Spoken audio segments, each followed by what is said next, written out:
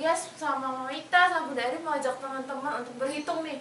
Kita mau angkat satu pujian nih. Berapa anak Tuhan yang sudah berkumpul pagi ini untuk mengikuti sekolah minggu? Kita mau angkat satu pujian, satu anak Tuhan pergi sekolah minggu.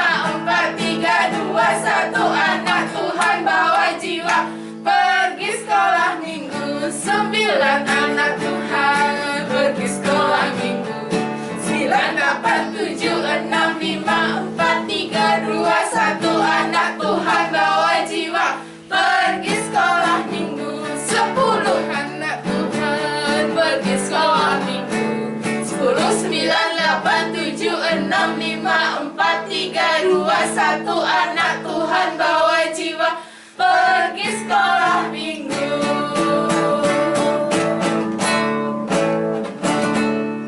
Nah, Kak Tias percaya bahwa teman-teman semuanya sudah berkumpul lebih dari 10 anak Tuhan yang bersiapkan hati untuk mengikuti sekolah minggu ini.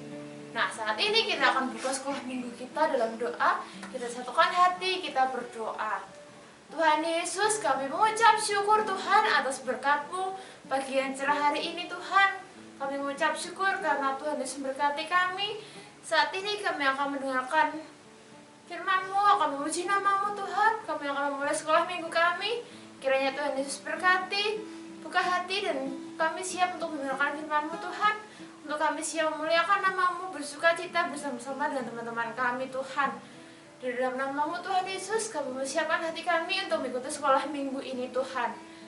Di dalam nama Tuhan Yesus, haleluya, amin. Nah, sekarang teman-teman masih semangat gak? Semangat.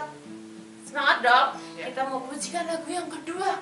Apa nih Bunda lagu yang kedua Bunda? Kita mau bangkit berdiri, kita mau nyanyi lagu Ku Menang, Ku Menang. Karena kita selalu menang bersama Tuhan Yesus.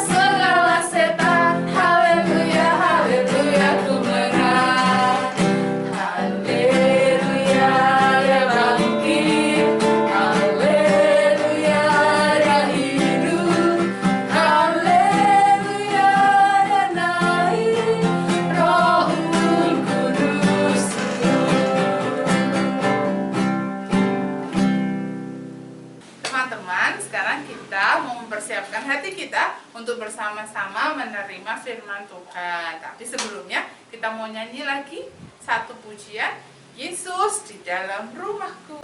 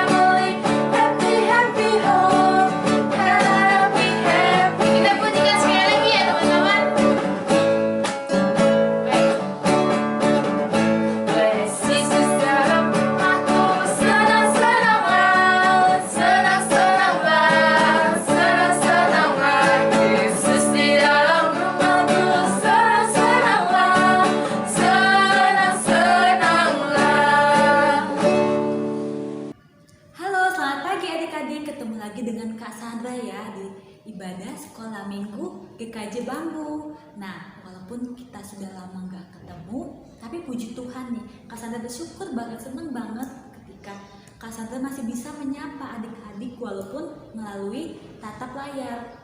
Nah, sekarang kan kita akan mendengarkan firman Tuhan, tapi sebelumnya mari kita bersatu dalam doa dulu, kita minta pertolongan Roh Kudus. Mari adik-adik siapkan sikap yang terbaik, sikap yang sempurna ketika kita ingin menghadap Tuhan.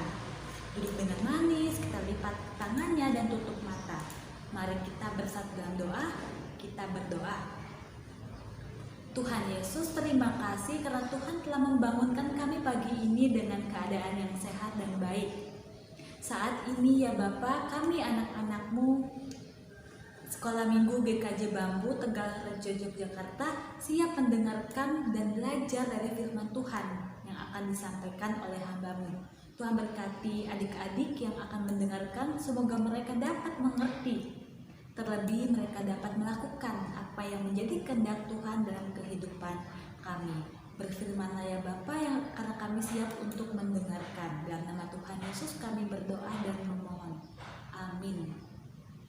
Nah, adik-adik sekarang ayo buka Alkitabnya, pegang Alkitabnya, buka Alkitabnya karena kita akan membaca firman Tuhan, kita akan mendengarkan firman Tuhan. Sekarang cari Alkitabnya, pegang dan kita buka dari Perjanjian Baru. Kita buka dari Perjanjian Baru, yaitu dari Injil Markus. Ayo buka Perjanjian Baru, terus buka Injil Markus. Injil Markus pasalnya yang ke-7 ayat 24 sampai dengan 37. Kakak akan membacakannya untuk kita semua. Markus 7 ayat 24 sampai dengan 37 yang menyatakan, lalu Yesus berangkat dari situ dan pergi ke daerah Tirus. Ia masuk ke sebuah rumah dan tidak mau bahwa ada orang yang mengetahuinya. Tetapi kedatangannya tidak dapat dirahasiakan. Malah seorang ibu yang anaknya perempuan kerasukan roh jahat segera mendengar tentang dia, lalu datang dan tersungkur di depan kakinya. Perempuan itu seorang Yunani bangsa Siro-Fenisia. Ia memohon kepada Yesus untuk mengusir setan itu dari anaknya. Lalu Yesus berkata kepadanya, biarlah anak-anak kenyang dahulu, sebab tidak patut mengambil roti yang disediakan bagi anak-anak dan melemparkannya kepada anjing. Tetapi perempuan itu menjawab, benar Tuhan, tetapi anjing yang di bawah meja juga makan remah-remah yang dijatuhkan anak-anak. Maka kata Yesus kepada perempuan itu, karena kata-katamu itu, pergilah sekarang sebab setan itu sudah keluar dari anakmu. Perempuan itu pulang ke rumahnya, lalu didapatinya anak itu berbaring di tempat tidur, sedang setan itu sudah keluar. Kemudian di perikop yang selanjutnya ayat yang ke-31, kemudian Yesus meninggalkan pula daerah Tirus dan dengan melalui Sidon pergi ke Danau Galilea di tengah-tengah daerah Dekapolis. Di situ ada orang membawa kepadanya seorang yang tuli dan gagap dan memohon kepadanya supaya ia meletakkan tangannya atas orang itu.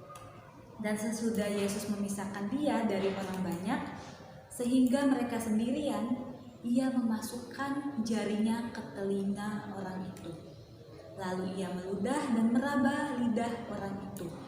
Kemudian sambil menengadah ke langit, Yesus menarik nafas dan berkata kepadanya, "Efata," artinya terbukalah. Maka terbukalah telinga orang itu, dan seketika itu terlepas pula lah pengikat lidahnya. Lalu ia berkata-kata dengan baik. Yesus berpesan kepada orang-orang yang ada di situ supaya jangan menceritakannya kepada siapapun juga. Tetapi makin dilarangnya mereka, makin luas mereka memberitakannya. Mereka takjub dan tercengang serta berkata, "Ia menjadikan segala-galanya baik. Yang tuli dijadikannya mendengar, yang bisu dijadikannya berkata-kata." Demikianlah pembacaan firman Tuhan. Nah, adik-adik, sebelumnya kakak mau tanya dulu nih sama adik-adik. Siapa di sini yang pernah main sepeda terus jatuh dari sepedanya? Ayo angkat tangan yang pernah main sepeda terus pernah jatuh dari sepeda. Nah, sama kayak Kak San dulu. Ketika Kak San umur mungkin sekitar kelas 5 SD ya, begitu, masih kecil, itu Kak San pertama kali belajar yang namanya sepeda. Karena nggak punya sepeda, kakak jadi menyewa gitu setiap hari, menyewa dan berlatih sampai akhirnya bisa.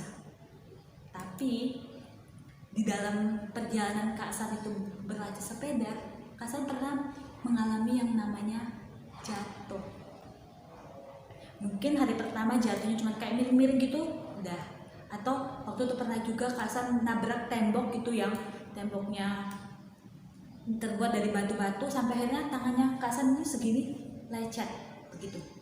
Tapi itu tidak membuat kakak kapok untuk belajar sepeda. Bahkan pernah juga ketika itu siang-siang tidak ada orang tuanya kakak.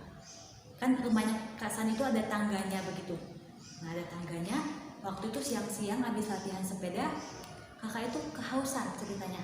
Kehausan terus naik tangga ke rumah dan minum.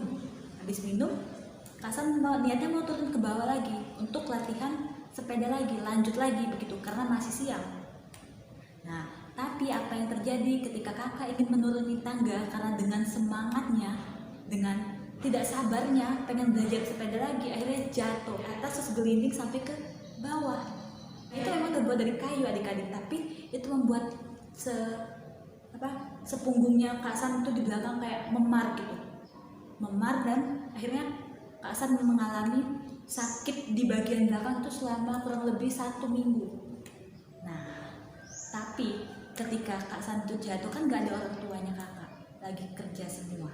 Kak San besok-besoknya tuh gak berani bilang kalau kakak habis jatuh dari tangga. Karena apa? Karena kakak takut begitu ya, takut dimarahi.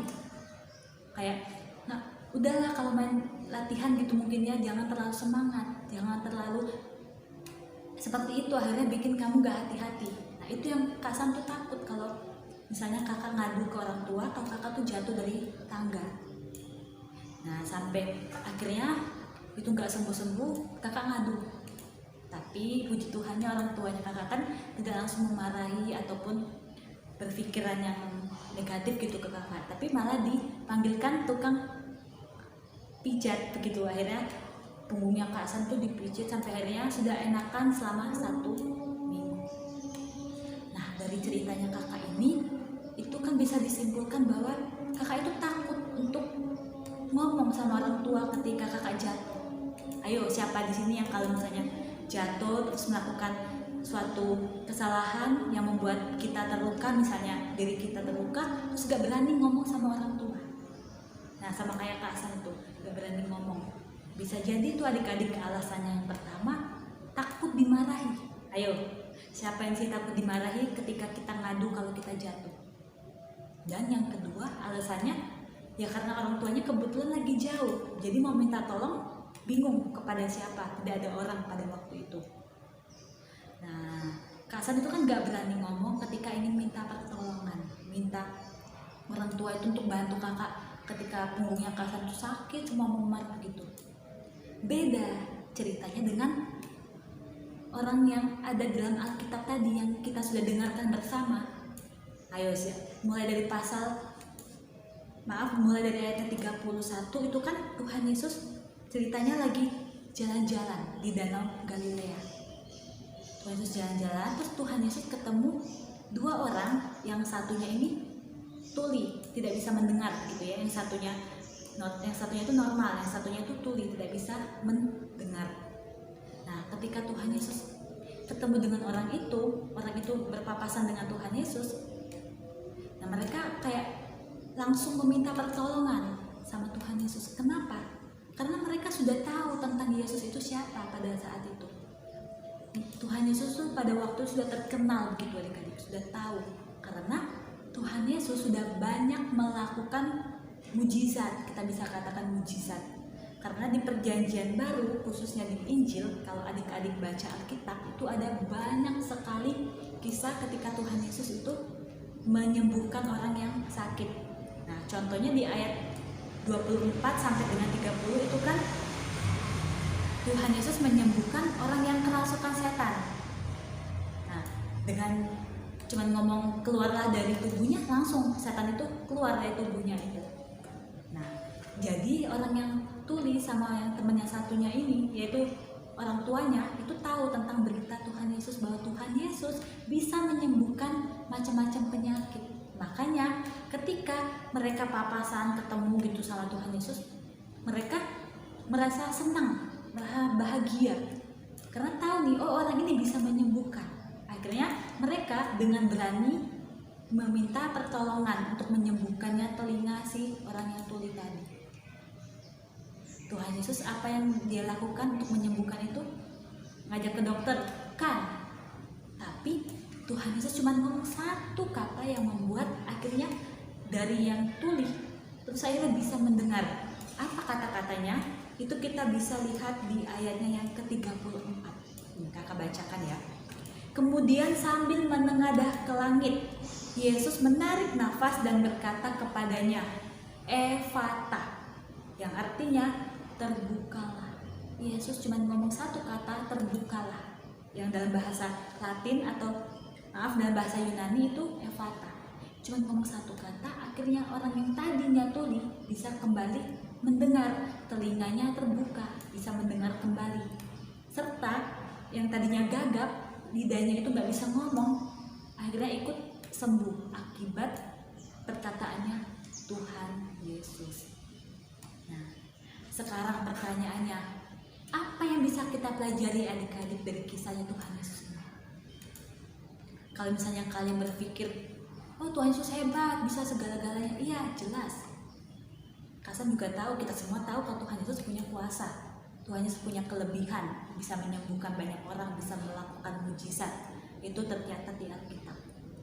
Tapi yang jadi bahan pembelajaran kita di minggu ini bukan soal kekuatan Tuhan Yesus, tapi soal bagaimana Tuhan Yesus itu mau menolong orang yang sekalipun dia tidak kenal sama orang yang tuli tadi.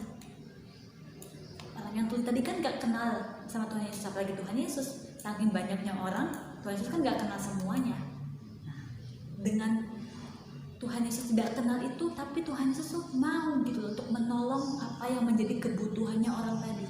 Orang tadi kan ceritanya tuli, walaupun Tuhan Yesus gak kenal sama orang ini, tapi Tuhan Yesus mau menolong orang itu.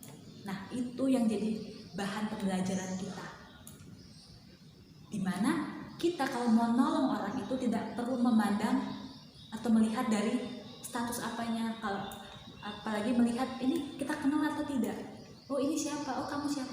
Sama kayak Tuhan Yesus kan nggak tanya-tanya dulu kan, kamu ini siapa? Asalnya dari mana? Kok bisa kenal aku? Kok tiba-tiba datang minta tolong? tapi kan enggak seperti itu. Makanya Tuhan Yesus melalui cerita yang sudah kita baca di Alkitab tadi mau mengajarkan kita semua, mau mengajarkan Kak Sandra, mau mengajarkan adik-adik semua untuk selalu berbuat baik. Tidak perlu tahu orang itu siapa, tidak perlu tahu dia ini terkenal atau tidak, tidak perlu tahu dia ini temannya siapa itu tidak perlu. Tapi kalau kita tahu ada orang yang membutuhkan, ya ditolong. Begitu. Misalnya nih, kalau di sekolah, ketika tuh, apalagi kan kalau di sekolah tuh rata-rata kita kenal semua tuh dengan teman-teman. Kita tahu teman-teman kita tuh siapa aja. Nah, ketika dia mungkin tidak membawa alat tulis, nah begitu yang sederhana saja ya kita bilang. Nah, misalnya dia tidak bawa alat tulis, terus kalian tahu dia nggak bisa nyatet nih, dia nggak bisa nulis karena nggak bawa alat tulis, misalnya pulpen atau pensil. Kalian yang tahu itu dan kalian misalnya punya lebih alat tulisnya, silakan dibantu, ditolong temen yang kesusahan tadi. Tanpa harus tanya, kamu mau nggak dipinjemin? Nah, tidak usah, tapi langsung nih, kan kamu butuh, silakan dipakai. Nah, itu adik-adik yang Tuhan Yesus maksud dalam kehidupan kita.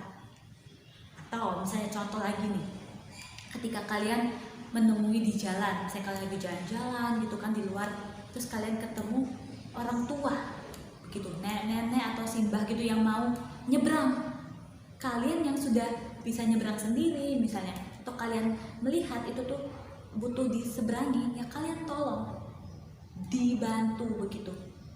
Karena kan orang tua tuh susah gitu loh deh, untuk jalan aja susah, sedangkan kita di jalan tuh butuh yang cepet gitu. Nah, kalian yang melihat itu, kalian berpikir, oh si nenek ini butuh dibantu, butuh ditolong. Nah, ketika kalian melihat itu ya dibantu. Itu yang Tuhan Yesus maksud dalam kehidupan kita. Dan Tuhan Yesus pengen kita tuh lakukan dalam kehidupan kita sehari-hari. Ketika melihat ada yang butuh ya ditolong. Jangan ketika kita tahu ada orang yang butuh pertolongan kita cuek, kita pura-pura tidak tahu dan menutup telinga ketika teman kita ada masalah. Atau misalnya adik kita ada yang kesusahan minta diajarin, terus kita lepas tangan, tidak mau membantu. Nah, itu tidak boleh. Itu Tuhan Yesus sudah senang kalau kita seperti itu. Tuhan Yesus pengen kita tuh menolong semua orang yang bisa kita tolong. Begitu. Nah, jadi pesannya Tuhan Yesus dalam sekolah minggu di hari ini adalah tetap berbuat baik kepada siapapun tanpa memandang orang itu. Begitu ya adik-adik. Ada amin? Amin. Nah, sampai di sini pemberitaan firman Tuhan. Mari kita mengamini dan merespon firman Tuhan ini dalam doa. Mari kita bersatu dalam doa adik-adik. Kita kembali ke sikap yang sempurna. Kita lipat tangan kita dan tutup mata dan kita bersatu dalam doa. Mari kita berdoa. Tuhan Yesus, terima kasih untuk firman yang sangat indah yang boleh Engkau ajarkan kepada kami, kepada adik-adik sekolah minggu GKJ Bambu. Melalui cerita Alkitab yang sudah kami baca dan kami dengarkan bersama, bahwa Tuhan Yesus pun menolong setiap orang yang sekalipun Tuhan Yesus tidak kenal. Tapi Tuhan Yesus mau menolong mereka dan membantu apa yang menjadi kesulitan mereka. Kami pun diingatkan melalui cerita Alkitab itu ya Bapak, bahwa kami juga harus meneladani seperti apa yang Engkau lakukan. Bahwa kami harus juga menolong setiap orang yang butuh pertolongan, sekalipun kami tidak mengenal orang-orang tersebut. Apalagi orang yang kami kenal.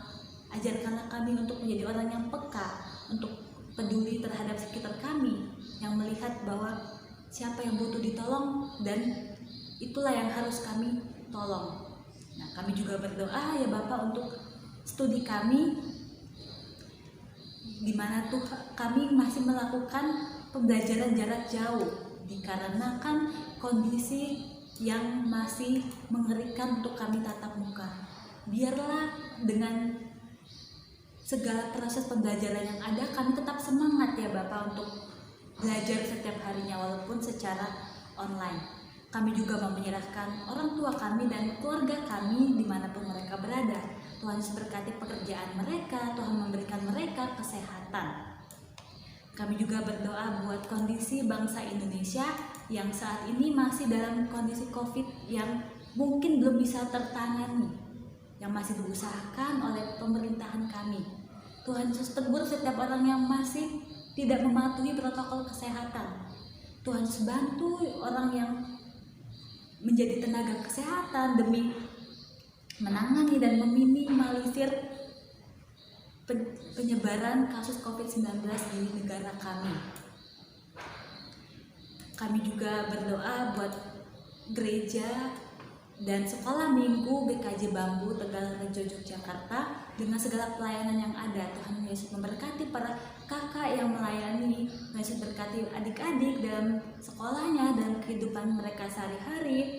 Tuhan Yesus memberikan kesehatan, Tuhan Yesus memberikan imun yang baik sehingga mereka tetap dalam keadaan yang sehat sekalipun di kondisi yang tidak mengenakan ini. Ya Bapa, inilah doa kami yang kami alaskan dalam nama-Mu, Yesus Kristus, Tuhan dan Juru Selamat kami yang hidup. Kami sudah berdoa dan memohon. Amin. Terima kasih adik-adik. Selamat pagi, selamat hari Minggu. Tuhan Yesus memberkati. Teman-teman, kita sudah mendengarkan cerita hari ini. Saat ini kita mau akhiri sekolah minggu kita hari ini dengan bersama-sama bangkit berdiri. Kita pujikan Ku kasihi kau dengan kasih Tuhan.